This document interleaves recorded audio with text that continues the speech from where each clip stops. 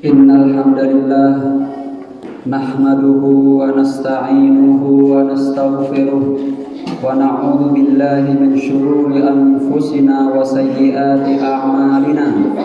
Man yahdihillahu fala mudilla lahu wa man yudlil fala hadiya lahu. Wa ashhadu an la ilaha illallah wahdahu la syarika lahu wa ashhadu anna Muhammadan abduhu wa rasuluhu la nabiyya ba'dah. Sallallahu wa sallama alaihi wa ala alihi wa ashabihi ajma'in. Qala Allah azza wa jalla fi kitabihil karim, ya ayyuhalladzina amanu taqullaha haqqa tuqatih wa la tamutunna illa wa antum muslimun. Qala Allah azza wa jalla, ya ayyuhan nasu ittaqu rabbakum alladhi khalaqakum min nafsin wahidah wa khalaqa minha zawjaha wa batha minhuma rijalan katsiran wa nisaa wattaqullaha alladhi tasaaluna bihi wal arham innallaha kana 'alaykum raqiba. Ya ayyuhalladzina amanu ittaqullaha wa qulu qawlan sadida yuslih lakum a'malakum wa yaghfir lakum dhunubakum wa man yuti'illaha wa rasulahu faqad faza fawzan 'azima. Amma ba'du, ibadallah, ittaqullaha haqqat taqwa. Ayyuhal muslimun, hadirin jamaah Jumat rahimakumullah. Sesungguhnya sebagian dari manusia, bahkan banyak dari manusia ragu, bahkan meragukan bahwasanya dosa itu memiliki efek buruk. Bahkan sebagian dari manusia tidak mengetahui hal ini. Maka marilah kita simak apa yang Allah sampaikan dalam kitabnya. A'udzu billahi minasyaitonir rajim. Bismillahirrahmanirrahim. Wa ma asabakum min musibatin fabima kasabat aydikum wa ya'fu an katsir. Sesungguhnya semua musibah yang menimpa kalian itu tidaklah terjadi kecuali karena apa yang kalian kerjakan dari dosa-dosa yang pernah kalian lakukan. Dan selain itu Allah Maha Pengampun dan Allah banyak mengampuni apa yang kalian kerjakan. Ibadallah, sesungguhnya dosa itu memiliki efek buruk. Dosa memiliki mudarat, dosa memiliki bahaya, dan bahayanya bisa terjadi di dunia ataupun di akhirat. Bahayanya bisa terjadi di hati ataupun di badan. Bahayanya bisa terjadi secara langsung ataupun ditunda. Bahkan bahayanya bisa terjadi kepada tempat tinggalnya, kepada orang-orang yang terdekatnya. Bahkan bahayanya bisa terjadi kepada hewan-hewan di sekitarnya. Maka marilah kita simak bagaimana para ulama dahulu ketika mendapat musibah, mereka selalu menyalahkan dosa yang pernah mereka lakukan. Qala ba'dus salaf, sebagian salaf mengatakan, inni la ahsillah fa ara dzalika fi khuluqi dabbati wa imraati. Al-Fudail bin Iyad pernah mengatakan, aku dahulu pernah bermaksiat kepada Allah dan aku dapati efek buruk maksiat itu kepada tungganganku dan juga kepada istriku. Tungganganku yang dahulu jinak, setelah aku bermaksiat kepada Allah, dia sulit untuk diatur. Begitu juga istriku yang dahulu taat, setelah aku bermaksiat kepada Allah, dia tidak lagi taat kepadaku dan sulit untuk taat kepadaku. Begitu juga Ibnu Sirin rahimahullah mengatakan, asaitu rabbi fa'ara atharahu ba'da arba'ina sana inni la a'sillah fawajadtu hadzal ghamma mundu arba'ina sanah min danbin fa'altuhu. Ibnu Sirin mengatakan, aku mendapatkan efek di hatiku ini, rasa kegundahan dan rasa kegalauan itu karena dosa yang pernah aku lakukan dahulu 40 tahun yang lalu. Lihatlah para ulama, ketika mereka mendapatkan musibah, mereka tidak menyalahkan orang lain, mereka tidak menyalahkan takdir, tapi mereka menyalahkan dosa yang pernah mereka lakukan. Dan kita lihat di sini bahwa dosanya para ulama sangat sedikit, sampai mereka mengetahui dosa yang 40 tahun yang lalu, mereka mengetahui efeknya terjadi di hatinya, kegalauannya, kegundahan yang terjadi di dalam hatinya. Maka ibadallah, ketahuilah bahwasanya dosa-dosa itu memiliki efek yang sangat banyak di dunia ataupun di akhirat. Al-Imam Ibnul Qayyim rahimahullah menyebutkan dalam bukunya Ad-Da' wad Dawa, lebih dari 50 efek di dunia, lebih dari 50 efek dosa di dunia. Itu di dunia, bukan di neraka. Maka marilah kita simak beberapa efek dosa yang disebutkan Ibnul Qayyim rahimahullah di dalam bukunya Ad-Da' wad Dawa. Efek dosa yang pertama yang beliau sebutkan adalah hirmanur rizki. Hirmanur rizki yaitu seseorang diharamkan dari rizki, seseorang dipersulit dari rizki. Bahwasanya ada orang yang banyak maksiat, setelah ia berdosa maka dia sulit dalam mendapatkan rezeki. Laqad thabata 'anil Nabi sallallahu alaihi wasallam min hadithi Ahmad bin Hanbal rahimahullah ma akhrajahu Thauban anna Nabi sallallahu alaihi wasallam qala innal 'abda la yuhramur rizqa bidzanbi yusibuh. Rasulullah sallallahu alaihi wasallam bersabda yang diriwayatkan oleh Al-Imam Ahmad bin Hanbal dari sahabat Thauban, beliau bersabda, sesungguhnya ada seorang hamba yang mana dia diharamkan dari rizki, dipersulit dari rizki karena dosa yang pernah ia lakukan. Ibadallah, perlu kita ketahui bahwasanya takdir itu ada dua macam. Yang pertama adalah takdir yang ada di Lauhul Mahfuz. Takdir yang ada di Lauhul Mahfuz itu takdir yang tidak dapat diubah dan hanya Allah yang tahu. Yang kedua adalah takdir yang ada di langit dunia. Takdir yang ada di langit dunia ini takdir yang dapat dilihat oleh malaikat, dan takdir yang ada di langit dunia ini dapat diubah. Maka dosa, ada seseorang yang sudah ditakdirkan di dalam takdir yang ada di langit dunia menjadi orang kaya, namun karena dia banyak dosa, dia melakukan banyak dosa dan maksiat, maka dosanya dan maksiatnya itu menghalangi seseorang untuk menjadi kaya, menghalangi rizkinya. Begitu juga ada orang yang di dalam takdir di langit dunia dia ditakdirkan bahwa bisnisnya lancar, bisnisnya sukses, namun ketika dia bermaksiat kepada Allah maka semua itu tidak jadi dan dia dipersulit dari dalam bisnisnya. Dan ini terjadi. Ali bin Abi Thalib rahimahullah radhiyallahu anhu mengatakan bahwasanya yamhullahu ma yasha'u wa yuthbit. Allah Azza wa Jalla mengatakan dalam kitabnya yamhullahu ma yasha'u wa yuthbit wa indahu ummul kitab. Allah menghapus sebagian takdir-takdirnya dan sebagian juga ditetapkan oleh Allah. Maka Ali bin Abi Thalib radhiyallahu anhu mengatakan di dalam ayat ini bahwasanya takdir seorang hamba dan takdir setiap manusia itu ada dua. Takdir yang pertama takdir yang di Lauhul Mahfuz yang tidak dapat diubah dan hanya dimiliki oleh Allah dan hanya diketahui oleh Allah. Dan takdir yang kedua adalah takdir yang dapat diubah dengan doa-doa dan takdir yang dapat berubah karena maksiat dan dosa. Apabila seseorang sudah ditakdirkan menjadi orang kaya, namun dia banyak maksiat dan banyak dosa kepada Allah, maka Allah mempersulit rizkinya. Begitu juga orang yang ditakdirkan miskin, namun ia banyak berdoa kepada Allah, maka Allah dapat mengubah takdirnya. La yaruddul qadara illa du'a. Tidak ada yang bisa mengubah takdir kecuali doa. Maka dari sini kita dapat mengetahui bahwasanya dosa-dosa itu dapat menghalangi rizki, dan perlu diketahui bahwasanya rizki itu bukan hanya harta, bukan hanya uang. Orang teman-teman yang soleh itu adalah rizki, istri yang taat itu adalah rizki, anak-anak yang mudah diatur dan taat itu adalah rizki. Kita hari ini bisa makan dan tidak kelaparan itu adalah rizki. Rizki tidak berbentuk uang. Dan ketahuilah bahwasanya rizki itu tergantung kepada berkahnya, bukan tergantung kepada banyaknya. Justru banyak orang-orang kaya yang mana mereka tidak sholat. Justru banyak orang-orang kafir, mereka kafir kepada Allah tapi mereka kaya. Maka dari sini kita ketahui bahwasanya rizki itu tergantung kepada berkahnya.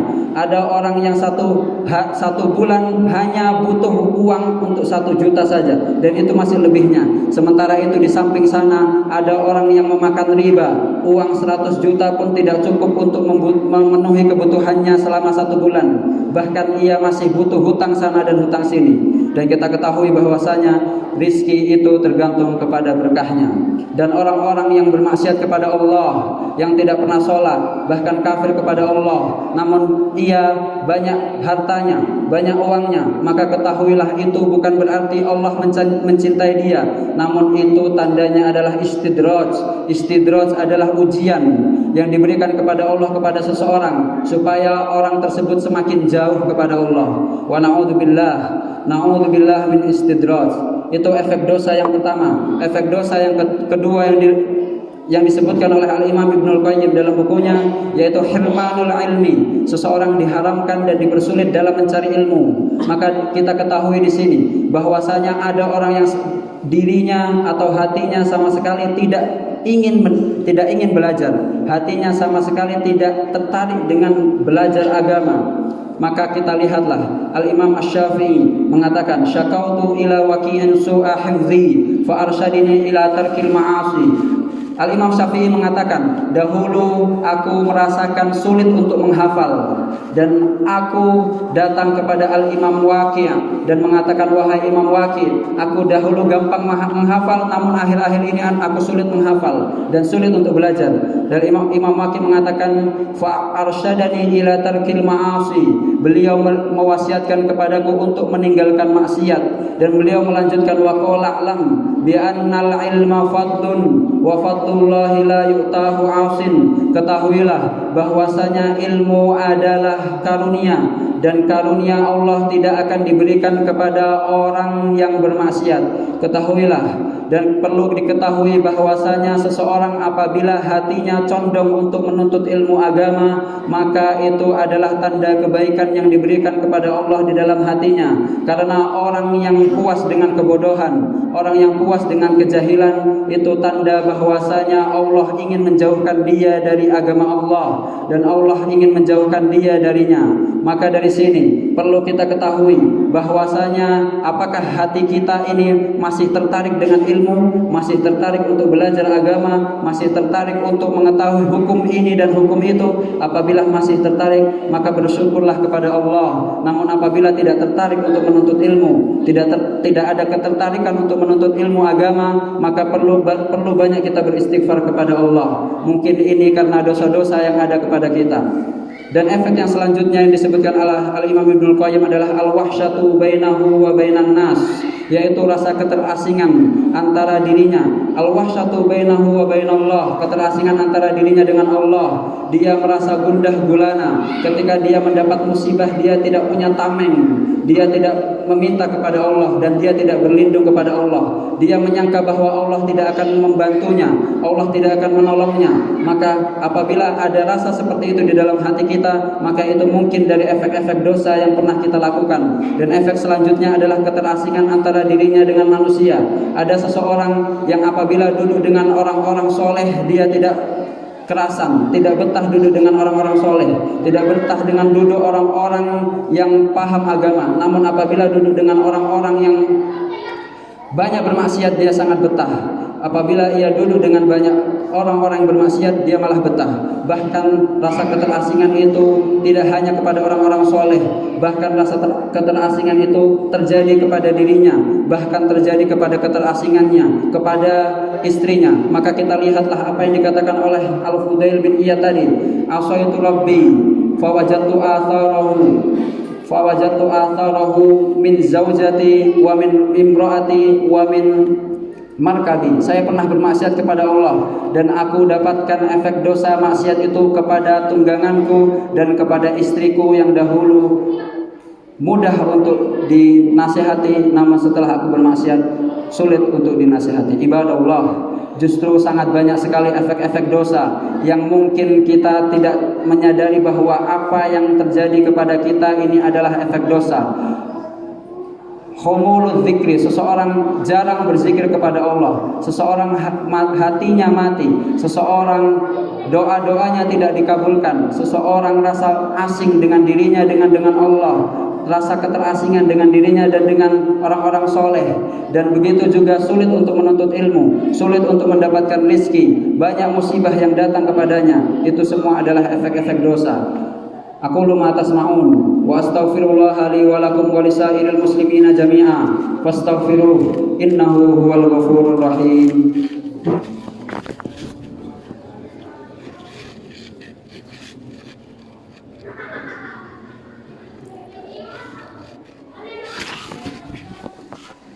Alhamdulillahi wahdah wassalatu wassalamu ala man la nabiyya ba'dah. nabiyyina Muhammadin wa ala alihi wa sahbihi wa man sara ala nahjihi wa iktafa atharah wa sanna bi sunnatihi wa ihtada bi hudahu ila yaumiddin. Amma ba'du. Ibadallah, ittaqullaha haqqat taqwa wa may yattaqillaha yaj'al lahu makhraja wa yarzuqhu min haitsu la yahtasib wa may yattaqillaha yukaffir anhu sayyi'atihi wa yu'dhim lahu ajra. Ibadallah, ayyuhal muslimun, dan ketahuilah bahwasanya dosa itu tidak hanya berefek kepada diri sendiri, bahkan ia berefek kepada orang-orang di sekitar kita dan berefek kepada hewan-hewan di sekitar kita. Abu Hurairah radhiyallahu anhu qala, Abu Hurairah pernah berkata, innal khubara la tamutu fi waqriha min zulmiz zalim. Ada burung yang namanya burung Chlamydotis. Ia dapat mati di dalam sarangnya mati karena dosa yang dilakukan oleh seorang hamba.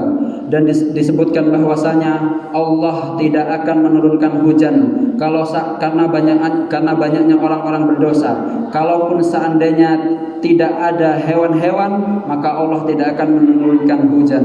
Dan perlu diketahui bahwasanya sebagian ulama mengatakan, inni la a'sillah fa'ara atharahu fin qita'i syad'i na'li. Aku pernah bermaksiat kepada Allah dan aku dapatkan efek burukku sampai sendalku putus. Maka ketahuilah bahwasanya efek buruk maksiat itu sangat banyak sekali. Mungkin terjadi kepada kendaraan seseorang yang tiba-tiba mogok, atau mungkin terjadi kepada baju yang kita kenakan, atau hati kita yang sulit untuk berzikir. Maka semua musibah yang terjadi kepada orang hamba itu adalah dari dosa-dosa yang pernah dilakukan oleh hamba itu sendiri. Bahkan efek dosa itu juga terjadi kepada tanah yang dilewati oleh Rasulullah Shallallahu Alaihi Wasallam, yaitu tanah kaum Tsamud. Ketika Rasulullah Shallallahu Alaihi Wasallam pergi ke perang Tabuk bersama para sahabatnya, Rasulullah melewati tanahnya atau kampungnya kaum Tsamud di Madain, dan Rasulullah berkata kepada para sahabatnya, la tamurru hadzal dar illa an takunu bakin fa in lam tabkun fatabakau. Janganlah kalian melewati kampung ini, melewati lembah ini kecuali kalian menangis semua. Apabila kalian tidak menangis, maka pura-puralah menangis, buatlah diri kalian menangis. Bahkan ada seorang sahabat ketika ingin minum, Rasulullah melarang, janganlah minum dari tempat ini dan jangan makan dari tumbuhan di sini. Dan ada seorang sahabat yang sudah mencampurkan antara tepung dan air yang ada di kaum Samud, ada di daerah kaum Samud tadi. Kata Rasulullah, jangan dimakan, tapi berikanlah kepada unta. Kata Rasulullah Shallallahu Alaihi Wasallam, aku takut engkau mendapatkan apa yang didapatkan oleh kaum Samud. Dari sini kita dapat mengetahui bahwasanya dosa itu juga berefek kepada lembah yang ditinggali oleh kaum Samud. Bahkan airnya tidak berkah, kemudian tumbuhannya tidak berkah. Maka begitulah dosa-dosa para hamba. Dosa-dosa kita juga mungkin akan berefek kepada rumah kita, berefek kepada kendaraan kita, berefek ke semua yang kita pakai.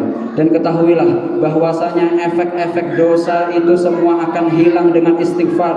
Dan perlu diketahui bahwasanya orang mengatakan astaghfirullah dengan hati yang tulus, dengan hati yang ikhlas, maka itu akan menghilangkan semua dosa-dosa, bahkan menghilangkan kesyirikan. Apabila seseorang pernah syirik lalu dia beristighfar kepada Allah, maka itu dapat dihilangkan dengan istighfar dan dapat menghilangkan semua efek-efek dosa di dunia dan di akhirat. Maka perbanyaklah beristighfar kepada Allah. Waqad tsabata 'anin Nabiy sallallahu alaihi wasallam, inni la astaghfirullah wa atubu ilaih fil yaumi aktsar min 70 marrah. Rasulullah sallallahu alaihi wasallam bersabda, aku beristighfar kepada Allah di dalam sehari lebih dari 70 kali. Maka perlu diketahui, perbanyaklah kita untuk beristighfar kepada Allah dengan hati yang tulus, dengan hati yang ikhlas kepada Allah, dengan hati yang yakin bahwasanya Allah akan mengampuni dosa-dosa kita. Dan ketahuilah, apabila kita mendapat musibah, janganlah salahkan takdir,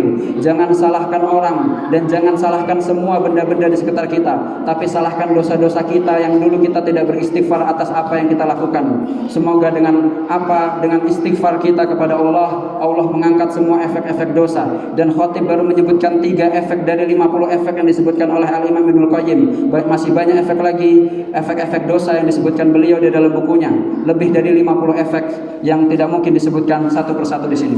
Ibadallah, innallaha amarakum bi amrin bada'a fihi bi nafsihi wa thanna bi malaikatihil musabbihati bi kursih wa lam yazal qailan aliman. Innallaha wa malaikatahu yusholluna 'alan nabi ya ayyuhalladzina amanu shallu 'alaihi wa sallimu taslima. Allahumma shalli 'ala Muhammad wa 'ala ali Muhammad kama shallaita 'ala Ibrahim wa 'ala ali Ibrahim wa barik 'ala Muhammad wa 'ala ali Muhammad kama barakta 'ala Ibrahim wa 'ala ali Ibrahim innaka Hamidum Majid. Allahumma ighfir Allahumma ighfir lil muslimina wal muslimat wal mu'minina wal mu'minat al ahya'i minhum wal amwat ya qadiyal hajat.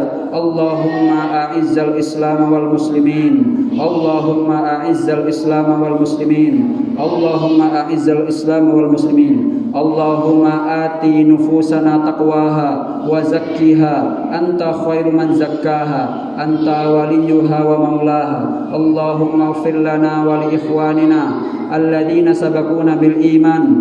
Allahumma ighfir lana wa li walidina warhamhum kama rabbawna shighara. Ibadallah, aqulu ma tasma'un wa astaghfirullah li wa lakum wa lisairil muslimina jami'a fastaghfiruh innahu huwal ghafurur rahim. Wa aqimis shalah.